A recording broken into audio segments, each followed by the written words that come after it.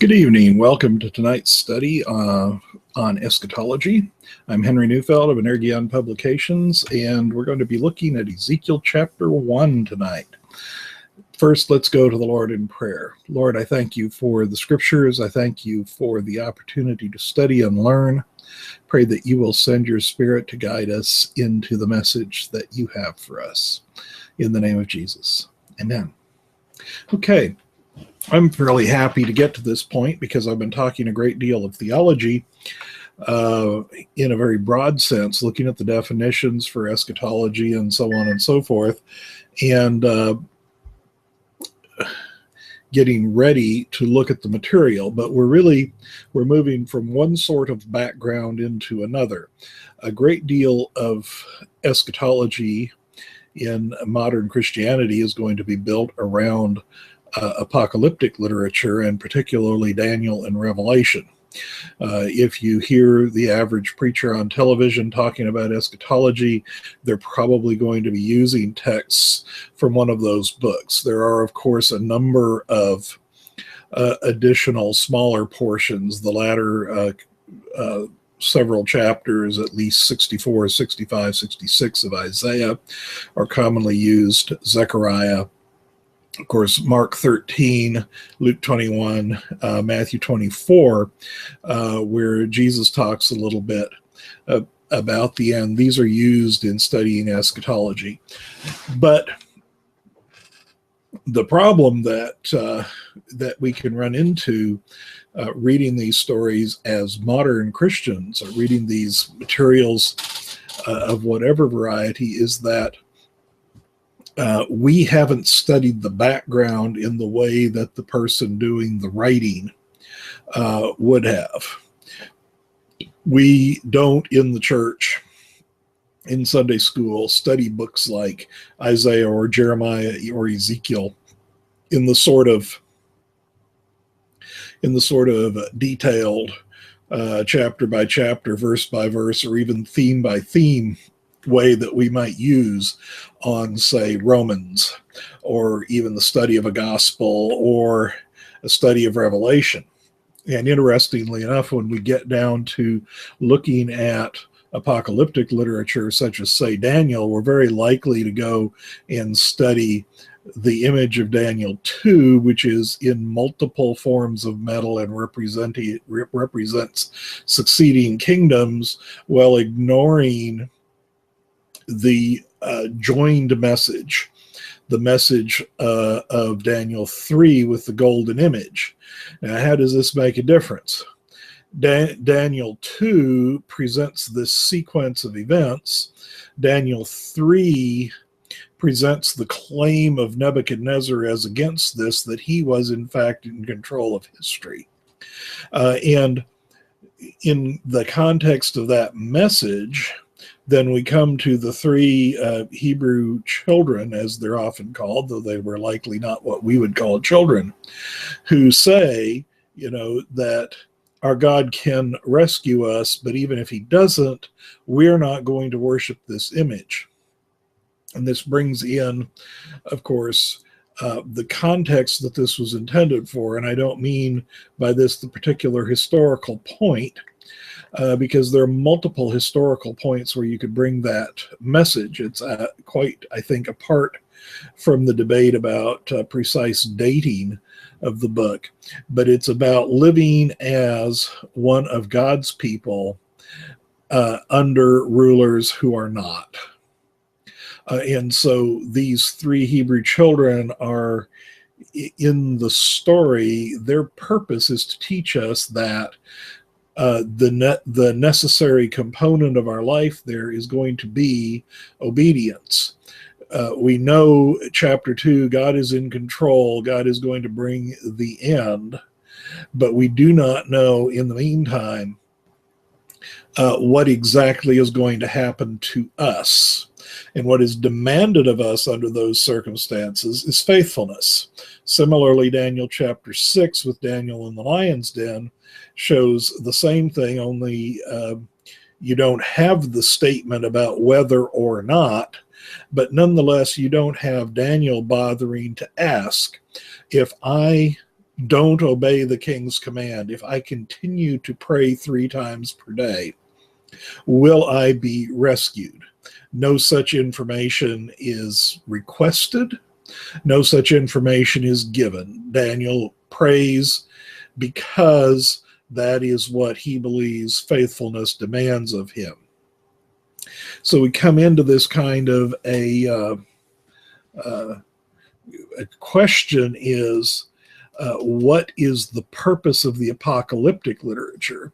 Well, I think that if we have not looked at the general category of prophecy, we're going to miss a number of points, which is why I'm starting at Ezekiel. Ezekiel is a prophet who nonetheless has more extended visions. In particular, we have his vision in chapter 1, the appearance of the glory of the Lord, which appears to him in Babylon. We have the extended temple vision toward the end, and we have a number of other visionary experiences along the way that are more characteristic. One key thing to remember always when you're comparing one thing and another, when you're looking at that, is always to look for both the points that compare and the points that don't. If you are allowed to list the points only of similarity, you can always find many ways in which things are similar. If nothing else, they may both be objects that exist in the material universe. And wow, that's a huge similarity, especially as opposed to things that are not material objects. Great similarity, but then you have to look at other characteristics. So when you're asking, how does apocalyptic differ from prophecy? Prophecy speaking for God, and apocalyptic. Today I'm going to look first at one of the great similarities, which is that both are crisis literature. Now, with one of the comments on my blog, I was looking at a question: is apocalyptic literature a way to assert or to reassert God's control? In other words, you take it off of us and onto God. And there is certainly going to be an aspect in apocalyptic literature, and similarly there is in prophecy, that says we're in a situation that is extremely frightening. We're in a situation that is not good. We're in a situation where we do not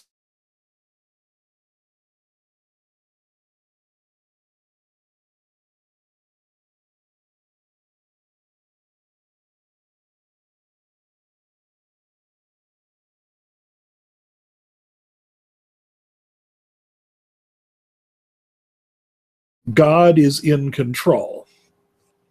But at the same time as they're asserting that God is in control, if you're thinking this is, okay, now we've got it, it asserts God is in control, it's not my problem, it's in God's hands, the literature doesn't entirely follow that. Neither prophecy, as in traditional prophecy, or apocalyptic, how shall I say, make a clear distinction, because they always, at the same time as they're asserting God's control, they're asserting requirements of faithfulness that require a choice. And so there are those two aspects that say you have an impact, and of the obvious question, what do you have, what in fact do you impact? But at the same time, it's saying that ultimately God is the victor, and that what you do counts. In other words, you are not obeying God for nothing in the ultimate sense. And Ezekiel is going to set us up with a little bit of that pattern as we look here at the text. Now, let me start here. I'm going to read, just start out in the first verse of Ezekiel chapter 1. Not all prophetic books start with the call of the prophet. But in Ezekiel chapters 1, 2, and 3, we have this initial vision and we have the call of Ezekiel. And it would be worthwhile, although I'm not going to spend a great deal of time on it, to do chapters 2 and 3 and talk about the call of the prophet. But let's look here at the start. I'm going to the first verse, and I have a Bible with kind of my notes in the margins over here on the left. If you're wondering why I put on reading glasses and look off to the left, my left, it says it happened in the 30th year, in the 4th month, 5th day of the month, as I was amongst the exiles by the river Kabar, that the heavens were opened to me, and I saw visions of God. Visions of God, the word "of" in English is a way that translators can sin greatly against the reader, or if you really like having the choice left to you, it's the way they leave the choice of understanding things up to the individual reader. Of course, if you're reading the material, say, from Hebrew, as I am right here, then you may have a little bit of an obligation to say, what am I using this English word "of" for? Visions of God.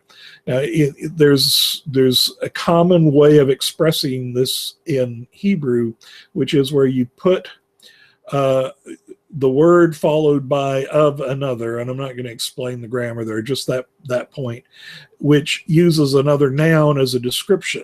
So there's a way that we could translate that, which would simply say, I saw divine visions, visions that come from God.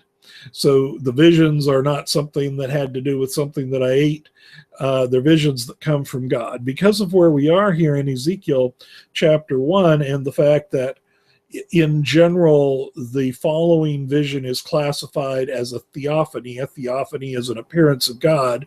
Many people will say that this should be, I saw visions, namely seeing God. A couple of points here, and first is that the language that's used is not all that similar when he says that he has seen the one on top of the throne as we proceed through the chapter. But also, as the header of the book, it's more likely that he's saying that he saw divine visions starting at this point. Before I go a little bit further, one thing that I'm not going to spend a lot of time on, although if you go to my blog at henrysthreads.com, in my post on this, I have a link to a college paper, a senior college paper that I did on Ezekiel chapter 1, and it discusses a couple of paragraphs worth with quite a number of footnotes with regard to this 30th year. My conclusion is that the 30th year is actually Ezekiel's age as he starts to do this, but there's plenty of argument about that. I'll warn you, since I'm using that college paper, that there's quite a number of things that I wrote as a college student that I might question now. On the other hand, I did provide myself with enough references so I can still go back to the paper and get a lot of benefit even on the points where I would tend to disagree with myself. It's always fun to disagree with oneself. The paper was written in 1979. Now, as I come here to this divine visions, I want us to keep, my belief is that this is referring to visions whose source is divine. And I said that makes a translator's choice. People often get nervous that the translator is making a choice, but your translator is constantly making choices. A lot of people want to say, well, I'm studying the Bible for myself. I'm not dependent on anybody else. Sorry, that really doesn't happen. You're always depending on somebody else. I spent many years learning to read Hebrew. I'm looking at the Hebrew text over here. Nonetheless, My Hebrew text is an edition that has been prepared by others. What I mean is an edition. It has the text, and then it has footnotes indicating textual variations in various sources. If I had a more detailed sort of list of textual variations, I could examine even more readings, but I'm dependent on the people who have gone, looked at these manuscripts and compared the differences and laid them out in such a way that I can examine them and use them to make decisions. We're always dependent on somebody else. Biblical interpretation is not an independent process. It's not something that you can say, it's just me and God, because you're always working with other people. Even if you go all the way back to Ezekiel, whatever you may discern, whatever you may find of a message from God, depends originally on the hearing and the seeing of some poor guy that I'm saying here is probably 30 years old, in exile from his homeland in the land of Babylon, nearly 2,600 years ago. And he saw things, he heard things, and he wrote them down. And you're dependent on him for that piece. You're part of that community that extends over time. So you're never independent. You never get to do this all for yourself. Now, if I turn it back over to my paper, I want to start with right the first paragraph. I'm going to read a little bit of what I wrote. This is in 1979 as a senior in college. I wrote, in order to correctly understand any small portion of Scripture, it is essential to place it in relation to the entire book of Scripture in which it is contained, as well as the historical context of the period in which it was written. Well, Henry, not so much. Not that I'm saying that it is not important to look at history, nor important to look at context, but we always have to ask the question of what it is we're trying to accomplish. See, where I was at the time that I wrote that paragraph was at the point that said, if I get the right technical data and I learn all of the proper analytical procedures, I'll be able to discover what is the two words I used? Correct. I'm looking over here on my other screen where I have it in front of me. Correctly understand. See, if I can apply all of that data and analyze it correctly, I will correctly understand the passage. And this very paper, even though when I turned it in, it had that paragraph as the first paragraph, is one of those studies, one of those papers that started me looking away from that particular approach to scriptures. And it comes down to this. We ask the question here, if Ezekiel is saying, I'm seeing divine visions, what exactly does that mean? And so if he is seeing divine visions, is the purpose of these divine visions primarily to pass on information to Ezekiel, or to pass on information to Ezekiel that he might pass on to somebody else, to pass on information that is permanently needed by the community of faith? Or is there something here that we should be reading as recorded, sort of like a story where I'm going to get into, insofar as I can from this distance, which may not be very much, into Ezekiel's mind and find out? See, there's a whole bunch of different ways that I can look at this particular passage, including we can make debates about how it relates to the rest of the book, but the vision itself and the story of the vision has its own sort of an impact. When you're studying scripture, there is not necessarily, in my view, just a single approach, a single thing that you should be finding. Now, that's where I started here. Now, let me tell you a little bit about, though, how this changed. As Ezekiel comes in here and he sees divine visions, was it that this accomplished for him? What was it that, if this is a vision sent by God, what is God trying to accomplish in Ezekiel's life? And how does that then stretch to us?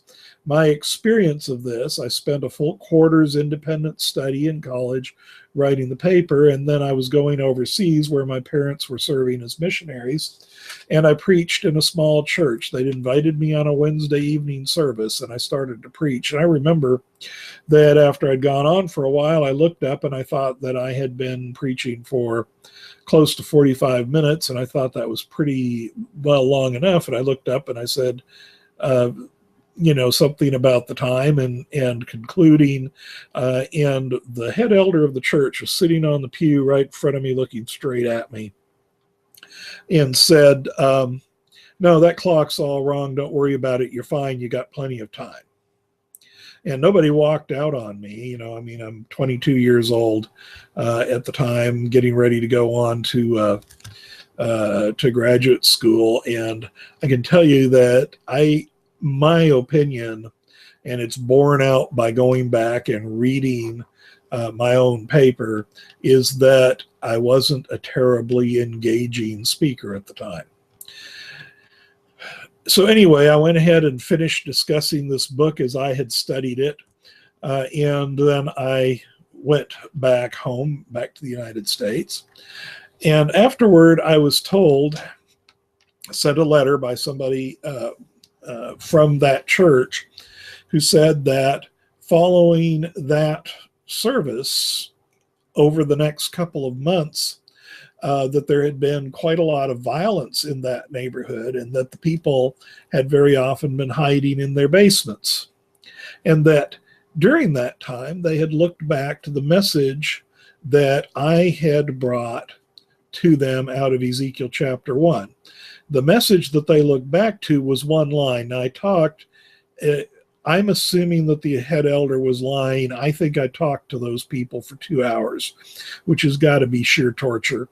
But anyway, there was one line that was really sticking with them. No matter where you are, no matter what is happening, God is actually there. And we're going to look at the text for that.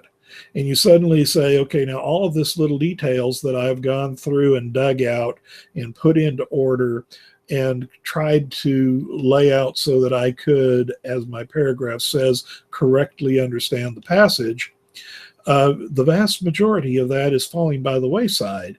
It's this single message that comes out of the experience that Ezekiel has. And it's a sharing of the experience there. And that's why, when I pray at the beginning, I talk about the message that God has for us, discerning the message that God has for us. We spend a lot of time arguing about the data that's in Scripture. We argue about issues like inerrancy or not. That has to do with my own approach, the approach of my younger self, looking to correctly understand. The question really for me now is more, how do I share the experience? Now, there's some correctly understanding that. There's some storytelling and hearing. There's different approaches that can be taken. And so that's one of the things that I want to see as a broadening of the way we ask the question. You see here now, if I can take this, say, here's this 30-year-old in exile amongst the exiles, way far from home. His homeland is in the process, at least, of being conquered by a foreign power, and here he is away from home seeing divine visions. And that is something, the impact right there of that verse should be pretty major. We have right in the book of Second Kings, and I won't go to the passage, although I'll try to get put this in there. But when Gehazi comes to be healed by Elisha, when he leaves, he is converted. He has become a worshiper of Israel's God, and he asks for 2 mule loads of dirt. Have you considered why? Well, I got the answer to that from the professor that I presented this paper to, Dr. Alden Thompson, who mentioned he needs Israel's land in order to worship Israel's God. Why is that? People saw the gods as territorial. Now, having read a lot of the material, for example, from Babylonian or Assyrian history, you can see this where the god of whatever, a lot of times your myths are to elevate the god of one city over the god of another. So when the city conquered, one city-state or one empire, any range from there, conquered another, it was viewed as the god of this city is stronger than the god of that city. And if you think that sounds primitive, we behave a lot the same way. Because we're better Christians here in America, God favors us. That is very much that same human tendency. God is on my side. If I win, that proves God was on my side, because otherwise, how did I win? So there we are. Now, when you come to Ezekiel, you're right in the middle of the exile, and this is a critical point. The prophets of the exile, Jeremiah, Ezekiel, 2nd Isaiah, for example, they are telling us that in a situation here where the God of Israel, the land of Israel's God, in other words, Israel, has been conquered, and the people of God, here Ezekiel, a priest, is taken into exile, that God is still in action, that the destruction of the land didn't eliminate Israel's God. This is an important shift here in thinking that is going on. A lot of times we read this sort of thing out of the New Testament, where you see the universalizing tendency, and we don't realize that this tendency actually goes well back, certainly here to the time of the exile, where the prophets that I have mentioned are looking beyond Israel as a national God. And that's your first thing is Ezekiel. There's no great surprise that Jeremiah receives messages in Judea, living in Jerusalem. Ezekiel, though, is not there. He is suddenly in a foreign land, and he is receiving divine vision. So this is just a major impact. That is simply going through the first verse. Now, the 30th year we're using as his age. As I said, there's a couple of paragraphs in my paper on this talking about why, and there's certainly enough disagreement on this point. So I just simply don't see the purpose in a video of going through all of that, and you really need the references of the footnotes to work it out anyway. So he says, in the 5th day of the month, that was the 5th year of the exile of King Jehoiakim. One of the interesting things we find here in Ezekiel is that the exiles look at Jehoiakim, the exiled king, as the rightful ruler, and Ezekiel does this dating by Jehoiakim's years. It says, there the word of the Lord came to Ezekiel, the son of Buzi, the priest, in the land of the Chaldeans by the river Kabar, and the hand of the Lord was on him there. Now you go, why is this emphasized and repeated? Well, first of all, we can talk a few little issues about composition.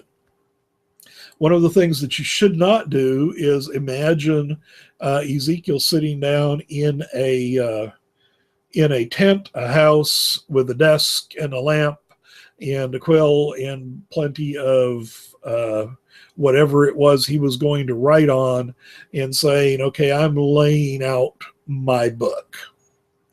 Rather, we have a gathering of material.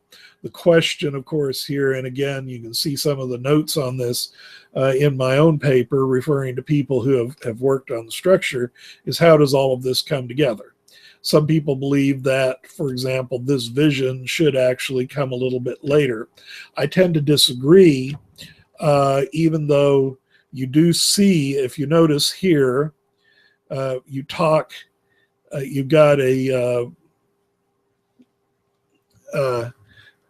a bit of a shift in perspective as we go through here, and you're basically told about Ezekiel twice.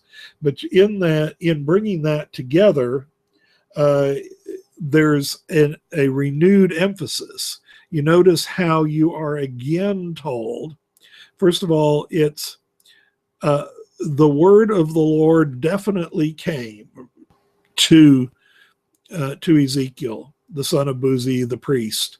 And it says, in the land of the Chaldeans. That's reemphasizing what comes at the end of chapter 1. And then it says, there, the hand of the Lord was upon him there. And again, this is the land of the Chaldeans. Now remember that you're going to be dealing in the time period that this is initially going out, you're going to be dealing with people who don't believe that this is possible. So you're having this emphasized and re-emphasized as we go into the chapter. Now, if we go back to our topic, talking about literature, this is definitely crisis literature. And the first thing that is getting established for Ezekiel is that God is still available and accessible, that God can take action about things in Babylon, because the first thing that he has taken action here is by sending a vision to Ezekiel. And so this is establishing the pattern of what we're going to do. One of those keys that I'll emphasize over and over, this material is crisis literature. And most literature that has to do with divine involvement is crisis literature. Why is that? When things are going smoothly, we're not usually looking for reassurance. We look for reassurance when things are going badly, or when very frightening circumstances have occurred immediately after a rescue. We're looking for that sort of thing. I remember in studying history in college and coming to some of the work done on the super weapons in Germany, working on nuclear material, working on the rockets.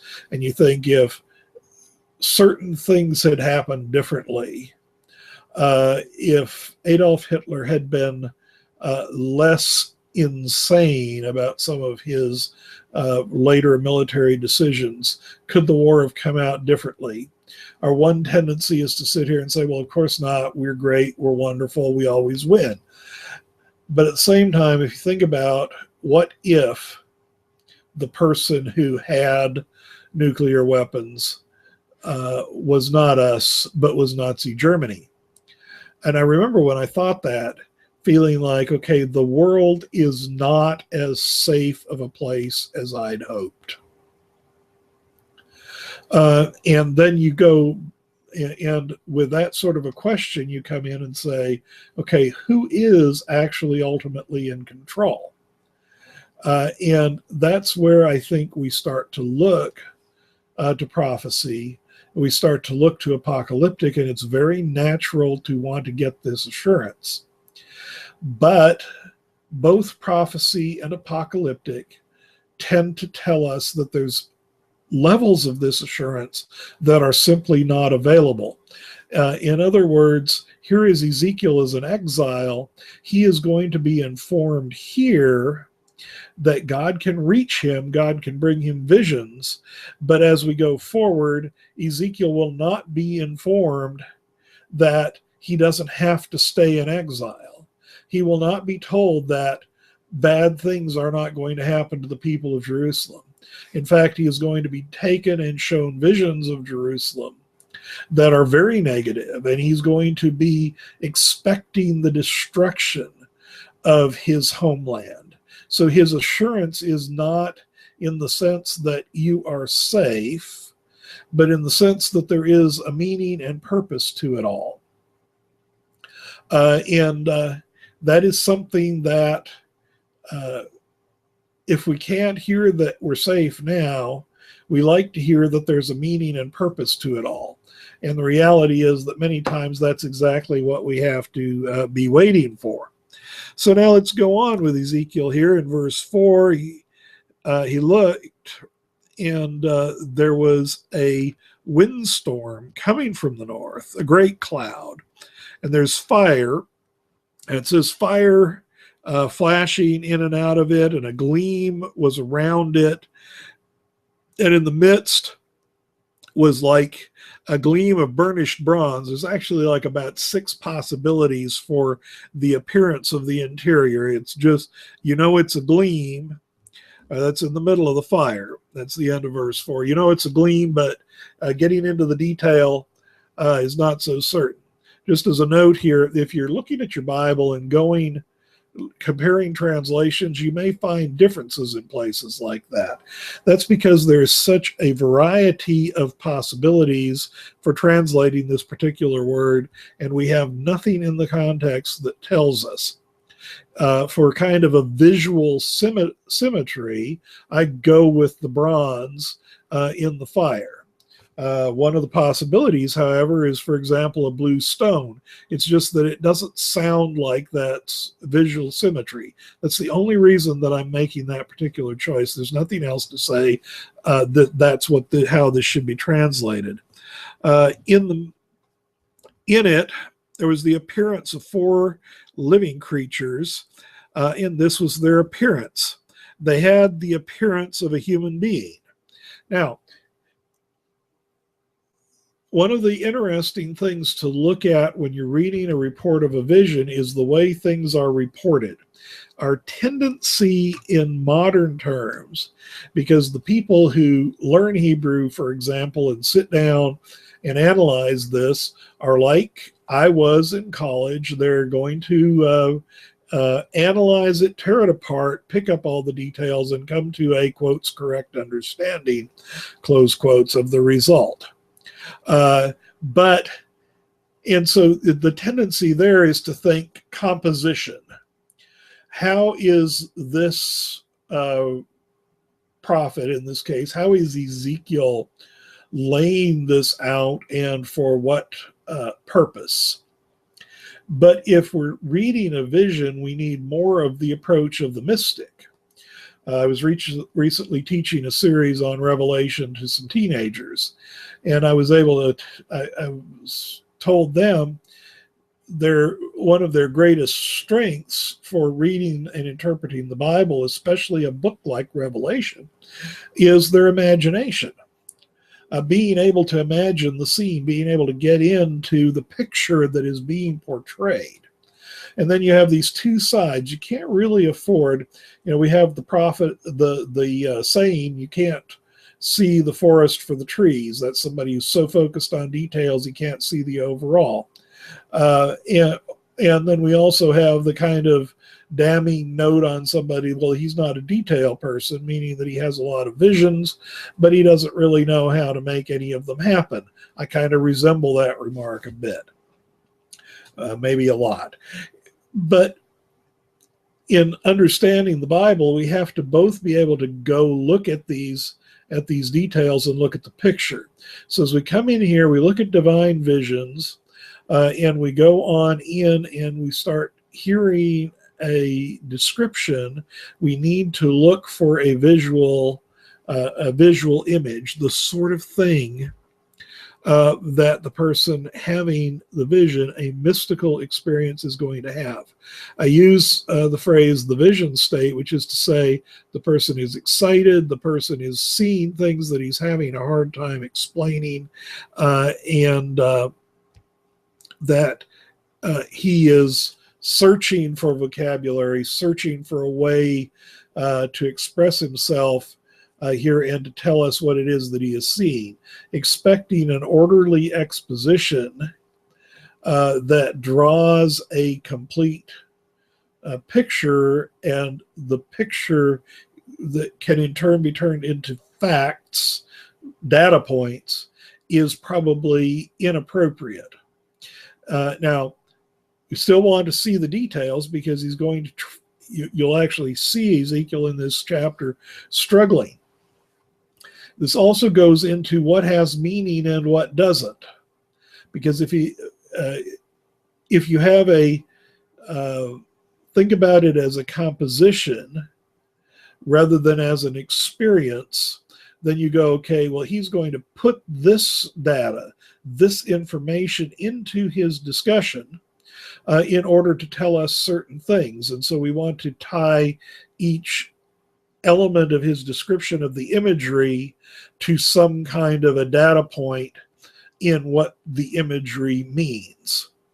But if you think about it as a genuine mystical experience, and understand you don't have to accept a divine inspiration in order to accept it as a mystical experience. If you accept it as a mystical experience, you also then have the option that something in the description is simply there to fill out the picture. One of the things that our brains can do is fill out pieces that we don't see. As a matter of fact, one of the theories about memory suggests that we do that with memory often when we have only seen parts of an event and we remember it, we fill in and build up the blanks. So what I'm going to suggest here is that a very good way to read a chapter like this, where the author believes that he is dealing with a mystical experience, is to give him the benefit of the doubt and say that he is having a mystical experience, and then get the picture. And this is where I say, you have to avoid both extremes, the forest for the trees for the forest, so that you get the details in order to build the picture, but you don't lose the overall image. So Ezekiel, unlike what I'm doing to you right now by making all these comments, Ezekiel 1 needs to be read a little bit more rapidly. You need to see the overall picture. I'm looking at the time, and I'm almost going to guarantee my 3-week plan to do Ezekiel isn't going to work, because I'm looking at like 5 verses of a somewhat longer chapter here. And I don't think I'm getting there. 28 verses in the chapter, and I have about 18 minutes left. Let's see how well I can do, though. Okay, so in order to keep from getting lost in some of the detailed talking that I'm doing, let's review here. So he's got the storm that's coming from the north.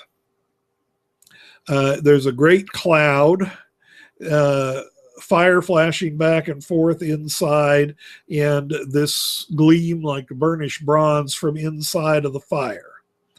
And then you have these 4 living creatures, and it gives their appearance is like a human being.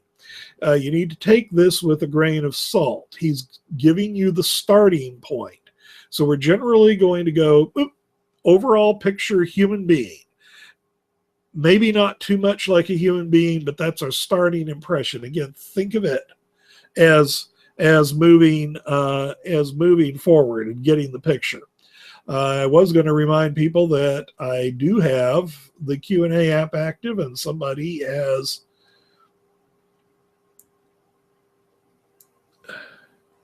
let me select this question before I read it in. And especially now that I'm going to take a side trip, I'm going to guarantee you the next week will still be in Ezekiel chapter 1, learning the picture. The question is, can you tell us what we can learn from Paul's Damascus Road experience in terms of it being mystical? Well, the first thing, of course, there is, I think,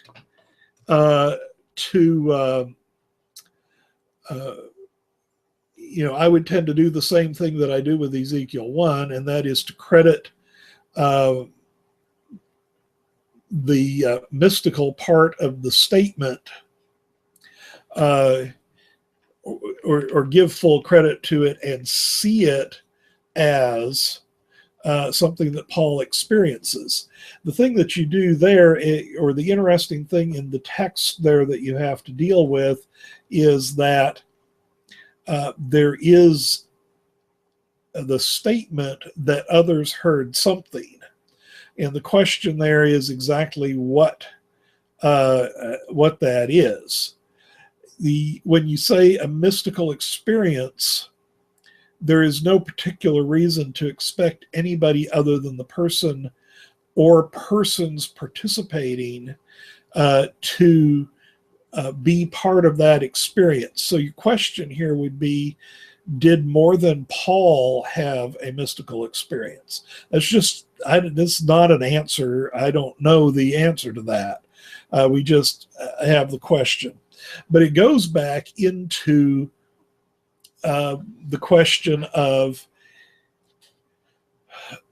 I went back, let me think of where was I doing this. And first, when I was talking in 1 Corinthians 15 last week is what I want to relate this to. And this is, I don't think I said anything about this in relation to that Paul gives a list of people who have seen Jesus following the resurrection.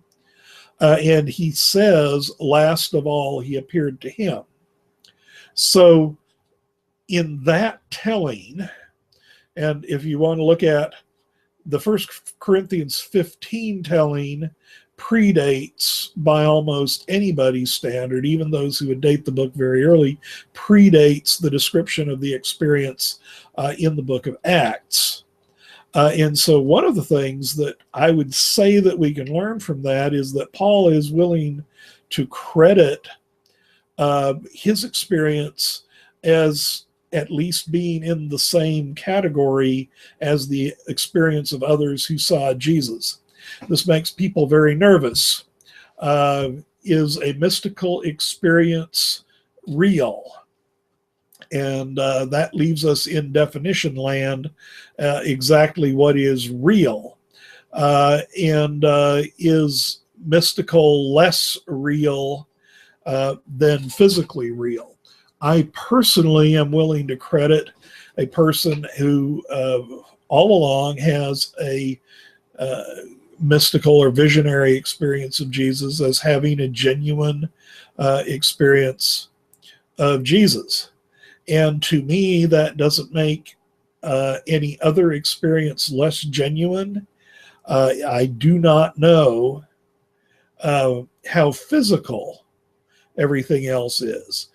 But at a minimum, I think we get from the Damascus Road experience, if we take Paul's description of it in 1 Corinthians 15, where he simply makes it part of the continuing appearances of Jesus, Paul is crediting that as evidence for him for who he follows. I don't know if that's in particular the question that somebody's that is being asked here, but that's kind of what I get when I call it, and I certainly would call Paul's experience a mystical experience. How much of our faith is built on mystical experiences? Well, Ezekiel is about to build a whole bunch of theology that is developed down the road on a series of mystical experiences. I think it's an unfortunate thing, our 20th century, our modern viewpoint, is that we have tended to downplay the value of mystical experiences. So anyway, I'm going to stop that at that point. A Q&A app is still active. If that wasn't the topic, we'll be glad to jump right back in. In the meantime, I'm going to go back here. We've got the general appearance of these living creatures. And you might ask, okay, is Ezekiel's appearance is Ezekiel seeing a divine vision in Babylon similar to Paul's scene it outside. He leaves Jerusalem and Jesus appears to him. And there may be something significant to that in the development of his faith later, although that is a factor of the story in Acts and not so much of the story as Paul himself tells it. At least I don't recall that same sort of an emphasis, so that might be carrying the whole thing a little further than what we know can allow. Anyway, let's go. Each of these living creatures, this is verse 6, had 4 faces, 4 wings. Each one of them had 4 wings. And their feet were straight feet, and the calf, rather, or the foot of their foot was like that of a calf. And interesting thing about the calf, it's a straight foot, because that's going to be important to what's going on. And there is a gleam to them as of burnished brass. So now you have a similar thing. Again, this is putting the visual thing together, choosing bronze for the one. Here we're going to choose brass. These kinds of translation decisions can be iffy, but they have to do. They have to do for the moment. Keep the straight foot in mind, because that's going to come. I'm going to bring that back into the picture as we go forward. There are human hands. It says the hands of a man. That's where I'm saying, or the hands of a human being. So there are human hands, probably describing them visually. Remember, we're thinking of a divine vision. I should mention here that there's nothing biblically or in experience that suggests the mystical experience needs to largely be visual. But it is, in this case, we are having a report of a visual experience. And it'd be an interesting question to go back to the earlier point about Paul on the road to Damascus. Was his experience so much visual or more audio? We have the speech reported. We have effects around. We have other people hearing a noise, but no sense of it.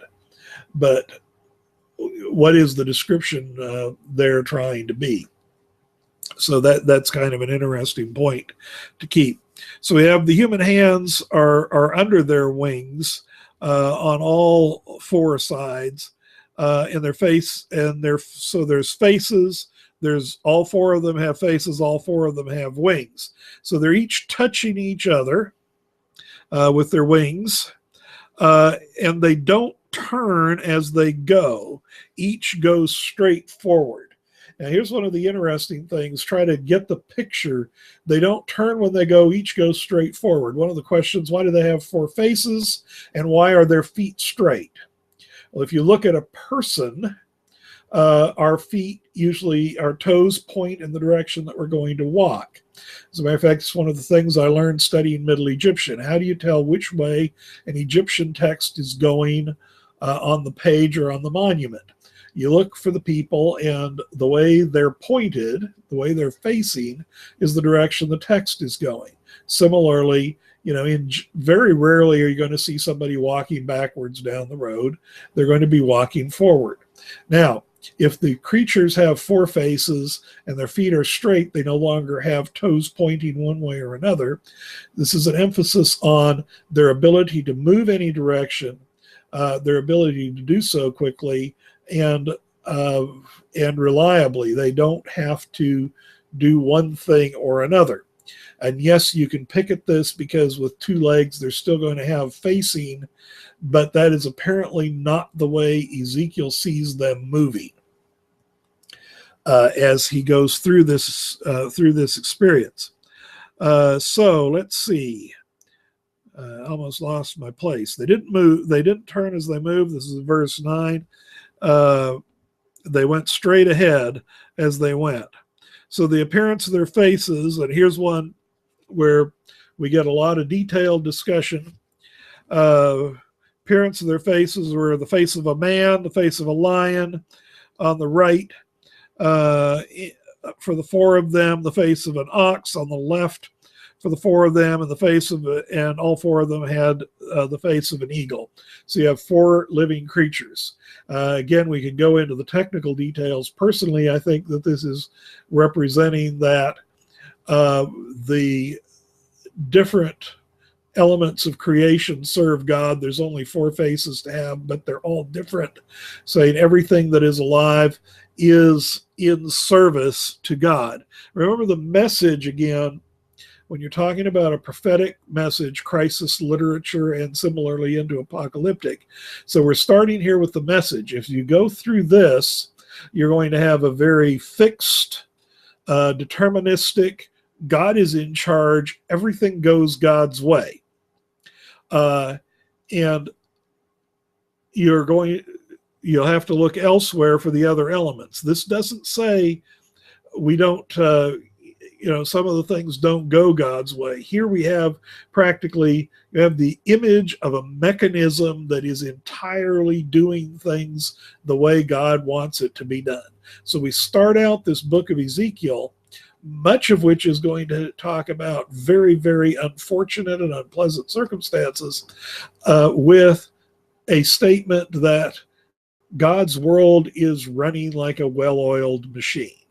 And it's an interesting point because apocalyptic doesn't necessarily describe the situation as it actually is. Ezekiel's life is not running in such a way as to indicate that it's everything is going exactly according to God's plan. So anyway, we have these four creatures, and like I said, again, there's a huge amount of speculation. I don't think there's any certain result. I tend to simply see it, though, as this well-oiled machine that we're going to discover is running the way God wants it to, and it includes everything. That's why you have the four faces. That is one, when I usually say I could be wrong as a standard, because I know I could be in covering, even if I don't know in particular how I might be wrong.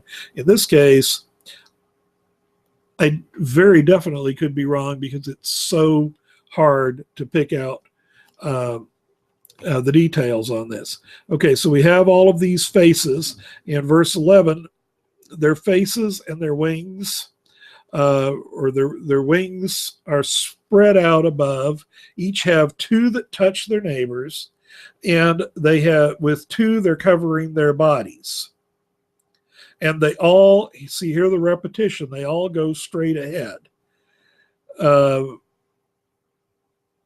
They go wherever the wind, doesn't say the storm, but wherever the wind goes, they go. Now, a lot of interpreters read this as them going where the windstorm goes. But I think actually that you're looking at the windstorm as a general picture, and then you're looking at the wind in various places. If you've been through a hurricane, as we have here in Florida, you'll have an idea of this. You can have a lot of winds within the wind. And so the wind is going. And since we're into this symbolic kind of language, probably we need to be hearing the wind as God's wind, the weapon. And I'll go into that next week. I'm down to like 2 minutes. So I think we're going to have to go wherever the wind went, there they went. They did not turn as they went. That's one of the keys there. And this is the straight feet, the four faces. They don't turn as they go. So they have this capability to go anywhere rapidly and reliably. There's going to be a number of other things that piece together, a lot that goes into the image. But as I'm running out of time here, we're going to have to stop there. I will split what I intended to do today into two and stop right there. So let's see, giving the topics. First let's give tomorrow. We'll have the Global Christian Perspectives, Elgin Hushbeck, Chris Eyre, Alan Bevere, and I don't know who the additional guest will be. We'll be talking about world issues in the news from a Christian perspective, actually a variety of Christian perspectives. And then on next Tuesday night, I'm going to be having a conversation with Reverend Steve Kendall, who's the author of the book, I'm Right and You're Wrong, Why We Disagree About the Bible and What to Do About It. And we're going to be talking about some of the things that go into interpretation, how we can understand that, and in particular, how that's going to impact our way of dialoguing with one another as Christians. One of the things that I think constantly leaves us in angry, shall we say, in Christian debates is the accusation, you're just ignoring the Bible. And the other person is, no, I'm following exactly what I think the Bible means. And that's where I've said that one of the phrases we need to get rid of is the Bible clearly teaches, because there's very few things that nobody disagrees on. And if we get rid of that phrase, we could spend our time discussing, okay, how is it that I got to this position? So that's this coming Tuesday night. That's the 10th of November. We'll be talking about that. And then I will be continuing on with Ezekiel chapter 1 and verse 14 next week. And then the other two elements, by the way, are the movements of the glory of God and how that relates to the theme of Ezekiel. This vision, starting with the vision of the glory of God, is telling about the theme of the book. So we'll talk about the glory of God through the book, and then finally about the temple vision. Is there a possibility that the vision of the temple is symbolic and points us toward the claim that Jesus makes to the woman at the well in John chapter 4, the time is coming that people won't worship either in Gerizim or in Jerusalem, but the true worshipers will worship in spirit and in truth. So we're going to look at that, and in the process talk a great deal about discerning a symbolism, literal and symbolic. And I'm going to telegraph a little bit there. The whole literal symbolic dichotomy has its problems. And so we'll be talking about that. So that's it for this evening. Thank you for joining me. I pray that you'll have a good weekend, and hopefully we'll see you again next week.